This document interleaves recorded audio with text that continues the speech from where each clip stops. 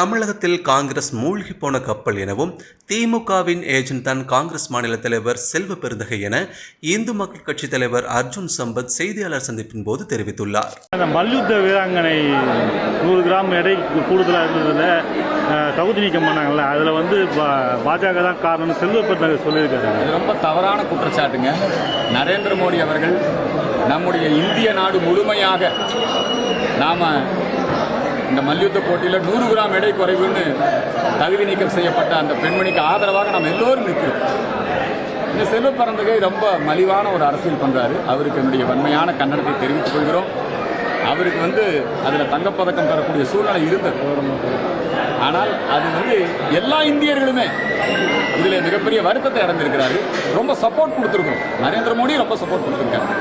அதனால இதில் எல்லாம் அரசியல் பண்ண வேண்டிய அது ரொம்ப அவர் செல்வ பெருந்தகை சின்ன புத்தியை காட்டுது. அதுக்கு என்னுடைய வன்மையான கண்டனத்தை தெரிவிக்கிறேன். ஆனால் இப்போ தமிழ்நாடு மாநில காங்கிரஸோட பொறுப்பேற்றிருக்காரு செல்வ பெருந்தகை. அவர் வந்ததுக்கு அப்புறமா வரதுக்கு முன்னாடி எப்படி இருக்குன்னு கட்சி காங்கிரஸ் கட்சி ஏற்கனவே மூழ்கி போன கப்பல்.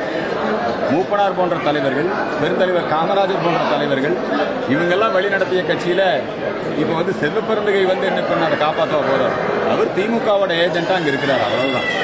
அதனால காங்கிரஸ்ங்கிறது ஏற்கனவே தமிழகத்தில் முடிந்து போன சகாப்தம். தமிழகத்தில் மீண்டும் காமராஜர் ஆட்சி கொண்டு வரக்கூடிய வல்லமை அண்ணாமலைக்கு மட்டும்தான் இருக்கு.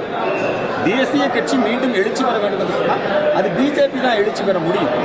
பழைய காங்கிரஸ்